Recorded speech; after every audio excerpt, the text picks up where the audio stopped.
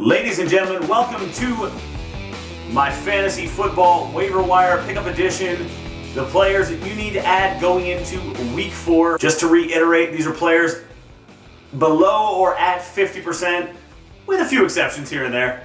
The first guy coming in is owned at 71%, a 48% rise in the last day. A guy that you're running out of time to grab, running back, Buffalo Bills, Carlos Williams. 3 games, 3 touchdowns. LaShawn McCoy has already been ruled out this week. Williams is a must-add / must-start this week. He's also a guy that is going to get an expanded role even when McCoy gets healthy. No matter what the situation, he's a guy you can start right now for sure. And like I said, even when McCoy gets back, he's going to demand playing time and possibly even a flex option for you. Coming in at 62% owned, wide receiver, Miami Dolphins, Rashard Matthews. He's had back-to-back weeks with 7 or more targets and at least 110 yards receiving. He needs to be owned in all leagues, and you can feel safe starting this guy in a flex. Real quick, gonna touch on a guy I talked about last week, coming in at 49% owned, Michael Crabtree, Oakland Raiders. Don't be scared of Crabtree's bad week this past week. He's still getting the targets. He's gonna have big weeks and not so big weeks, but it's a good flex option, a guy you should at the very least have on your roster and feel safe as the bye weeks start flying in here. 46% owned, wide receiver, Cincinnati Bengals, Marvin Jones. He's the number 2 wide receiver in Cincinnati, and Andy Dalton thus far has looked great.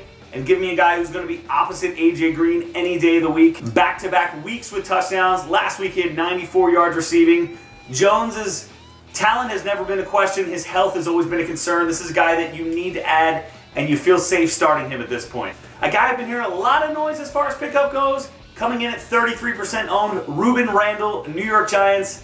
Bottom line here is if you've been rostering Victor Cruz up until this point, sounds like Cruz has had a setback and probably won't play this week. Randall had a big week this past week, but he's not a guy that I feel comfortable starting on a consistent basis. If I own Cruz, and I've been holding out hope for Cruz, Randall's a good fill-in-the-gap kind of guy to have right now, but long-term, I don't like Ruben Randall. Coming in at 27% owned, running back, Dallas Cowboys. What? He might be a running back by position, but he's a wide receiver by trade. Lance Dunbar, not doing a whole lot in the running game. He's only had a few carries per game, but in a PPR league, this guy is a must-own. Last week, 10 targets, 100+ yards. You can't count on him in the running game, but in a PPR format, this guy is a must-add. Coming in at 26% owned, this is the handcuff pickup of the week if you own Marshawn Lynch.